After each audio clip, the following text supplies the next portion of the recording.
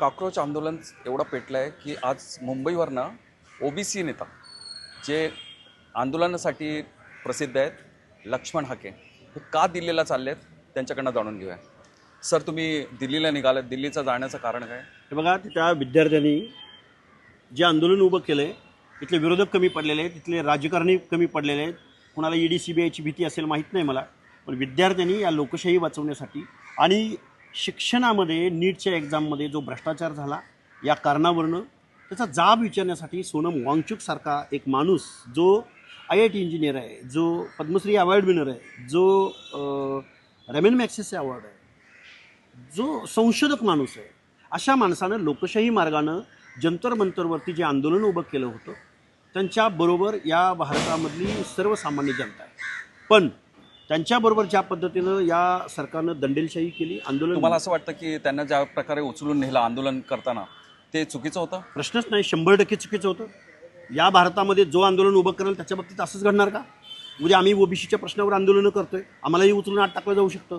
ही लोकशाही वाचवायची असेल तर ह्या विद्यार्थ्यांनी देश वाचवायचं ठरवलं आहे. विद्यार्थ्यांनी शिक्षण मंत्र्याचा राजीनामा हे तात्कालिक कारण झालं. आज प्रधान नावाला आहे, पण पंतप्रधानच उद्या गेले पाहिजेत या मताचं मी आहे. तुम्हाला वाटतं की पंतप्रधानांनी ह्या बाबतीत काहीतरी स्टेटमेंट देऊन त्यांना हे केलं पाहिजे? अहो, स्टेटमेंट कशाला, चर्चेला जायला पाहिजे होतं. पंतप्रधान सोडा, तुम्ही जाऊन या धर्मेंद्र प्रधानचा राजीनामा घेतला असताना तर ही गोष्ट झाली नसती. पण भाजपच्या सत्ताधाऱ्यांच्या पापाचा गाडा भरलाय. आज भारतामधल्या ज्या घटना घडत आहेत, विद्यार्थ्यानं लोकशाहीच्या समर्थनासाठी जे रस्त्यावर ठाण मांडलंय ते फक्त भारतातली लोक पाहत नाहीत, जगभरामधली 70-80% लोक हे आंदोलन पाहत आहेत. पण ज्या प्रकारे लाठीचार्ज झाला, लोकांना लहान लहान मुलांना पण मारण्यात आलं, तर त्याच्याकडे तुम्ही कसं बघता? अरे, आपली पोरं आहेत, विद्यार्थी आहेत, देशाचं भवितव्य आहे, त्यांच्याबरोबर तुम्ही अशा पद्धतीने वागताय. घेऊन टाका ना राजीनामा. कोण आहे धर्मेंद्र प्रधान?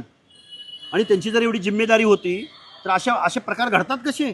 लाखो विद्यार्थ्यांच्या भवितव्याशी खेळ करणारा हा शिक्षण मंत्री, त्यांनी जबाबदारी नाही त्यांची? त्यांनी राजीनामा द्यायला नको होता? द्यायला पाहिजे होता. काय चाललंय नक्की? त्यामुळं आम्ही दिल्लीला जातोय त्या विद्यार्थ्यांचं मॉरल वाढवतो. आज तुम्ही नवीन पार्टीची पण घोषणा करतायत. एकीकडे दुसरे रिजनल पार्टीला संपवण्याचा प्रकार चालू आहे आणि तुम्ही असे पार्टीची स्थापना करून म्हणजे लोकांना काय मेसेज देणार? लक्ष्मण हाके सर्वसामान्य कुटुंबातला मुलगा आहे हे महाराष्ट्राला माहिती आहे. लक्ष्मण हाके कुठल्या मुख्यमंत्र्याचा, मंत्र्याचा, कारखानदाराचा मुलगा नाही. लक्ष्मण हाकेनी पार्टी काढली ती ओबीसीसाठी काढली. कारण कालच्या पावसाळी अधिवेशनामध्ये 1 मिनिटसुद्धा या महाराष्ट्रातल्या अर्ध्या लोकसंख्येच्या ओबीसी विजयंतीच्या प्रश्नावर एक लक्षवेधी येऊ शकले नाही. 1 मिनिटाचा वेळ यांच्या प्रश्नावर चर्चेसाठी आला नाही. आम्ही बघत बसायचं. महाराष्ट्रातले 48 खासदार, या खासदारांनी एकाही अधिवेशनामध्ये ओबीसींच्या प्रश्नावरती एकही प्रश्न विचारलेला नाही. म्हणजे महाराष्ट्रातली अर्धी लोकसंख्या 5-6 करोड जरी पकडली आपण, 5-6 करोड जनतेला काहीच म्हणणं नाही. मी ओबीसीच्या प्रश्नावरती आंदोलन करतोय.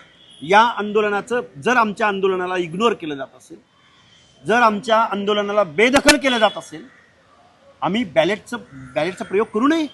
या लोकशाहीमध्ये बॅलेट निवडणुका जर अंतिम असतील, राजसत्ता ही अंतिम असेल, राजसत्तेच्या जोरावरती जर तुम्ही बेकायदा GR काढत असाल, बेकायदा मागण्या मान्य करत असाल तर ओबीसीनी बघत बसायचं?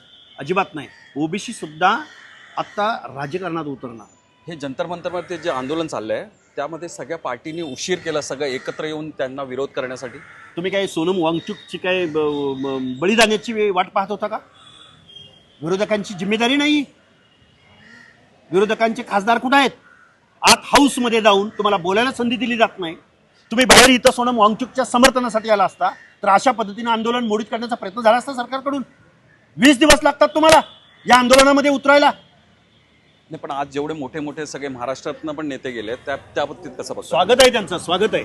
पण उतरा. लोकशाही वाचवली पाहिजे. लोकशाही वाचली तर प्रश्न, तर आंदोलनं, तर रिझर्वेशन पॉलिसी, तर ओबीसी, विजयंती, मायनॉरिटी, दलित. लोकशाही वाचवायची वेळ आहे. तुम्ही काय भांडत बसलाय एकमेकांमध्ये? ते होते ओबीसीचे नेते लक्ष्मण हाके, जे सांगत होते की लोकशाही वाचवायची असेल तर त्यांनी सगळ्यांनी एकत्र यावं. मुंबईतून किरण सपकाळ.